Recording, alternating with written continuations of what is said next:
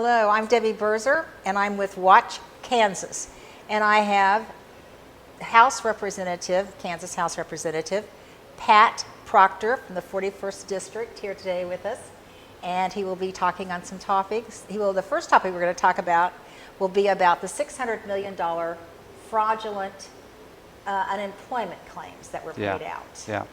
So what in the world happened, and how did this happen? You know, I'm a business owner. I own a Bontai restaurant here in Leavenworth and in a couple other towns, and we really started to see it happening about like April or May of last year. We would get these these letters from the Department of Labor that said, "Hey, this person's applying for unemployment." And it would either be somebody who was working 40 hours a week, or it'd be somebody that we had never heard of. And so we would go through all of the wickets to notify the Department of Labor that, you know, this person is either doesn't work for us or they got a full-time job. I'd put it in big letters. And then we'd just keep getting the same paperwork over and over again. And what I didn't know at the time, because I was just a business owner, I was running for office, but I wasn't in office. What I didn't know is that the Department of Labor was paying all those after I had told them that, hey, this is not a real claim. They were paying them anyways. And you know, now that I'm in the legislature and I've had the opportunity to, you know, kind of investigate this and hear more about it from the Kansas government view. What I found out is that you know, it's just completely broken. You know, they've had as many unemployment claims as they have people working in the state of Kansas, and they were overwhelmed because they never put the systems in place. And what's worse is they were warned in April by the federal government that they were going to be attacked with all these fraudulent claims, and they got a bunch of money this summer from the legislature, you know, emergency money to help them upgrade their systems. That's on top of the $40 million they got a couple of years ago to upgrade their systems. And as far as we can tell, they did nothing to harden their systems to protect taxpayer money. And now small businesses are going to be on the hook to repay all that money. Well, wasn't there a problem even at the beginning of all this with the first director that Governor Kelly appointed? Yeah. Okay. So I've lost He's count. Not there anymore. Yeah, Is that right? yeah. Okay. I've lost count. I think we're on number 3. You know, and I had high hopes for this latest one. She's got an IT background. I think she's from Lawrence, and I thought, okay, you know, they have an IT problem, maybe an IT manager. But I've really seen no discernible change. You know, my wife. Last year, or I think it was late last year or early this year, I think it was late last year, we got a letter saying that she had fired herself from our restaurant and was applying for unemployment. We went through all of the wickets to tell them that it was fraud. We went to the fraud website, and then this year we got a 1099 saying they had paid the claim. And so, yeah, it's just... At some point, it crosses the threshold from incompetence to really, in my opinion, criminality. Very, very valid point. Yeah. So how are we going to be, is this an ongoing problem still, or is this, Yeah. are they fixing it? Yep. So I was proud to join a bipartisan majority in the House here a couple weeks ago. We voted for House Bill 2196.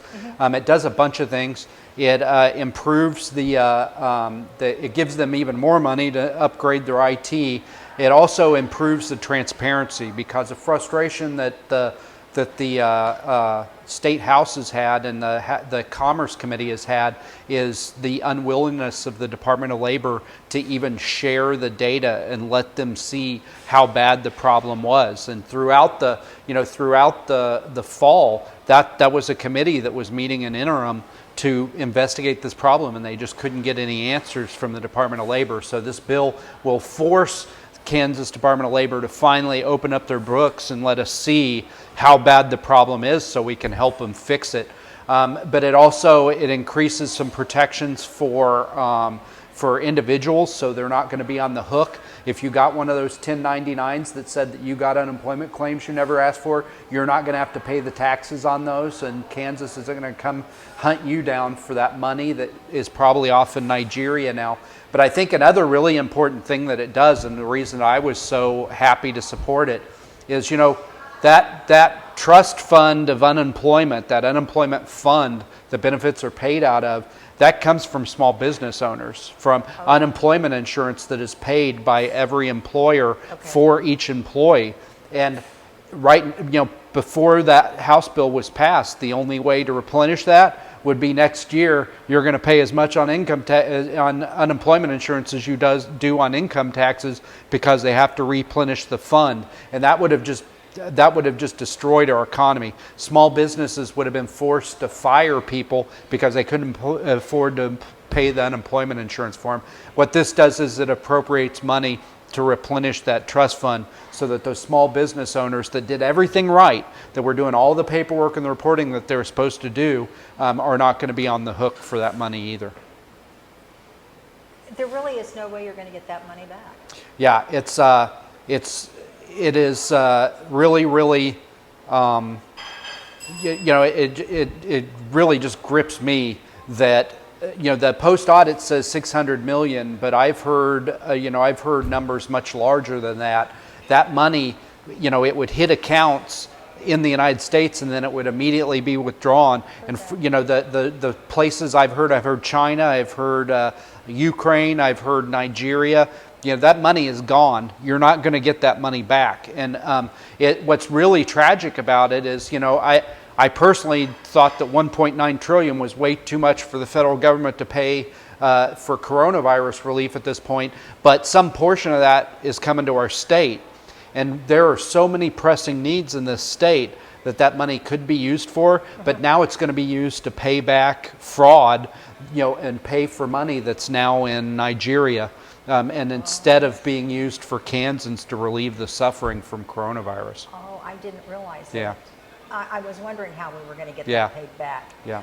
So is this just Kansas's problem? Are they having other states? Are there Yeah. problems? Well, it is a nationwide problem, but I don't want to alleviate the responsibility of Kansas here, because we are the number 2 target in the nation in Number terms. 2? Yes, not per capita.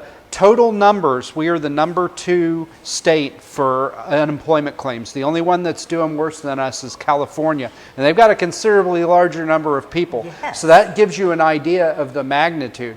And you might be asking yourself at home, why is it that we're number 2 in the nation? Well, it's because we didn't harden our systems. We were warned in April and May this was coming. KDOL was given the resources to harden our systems, and I don't know what they did.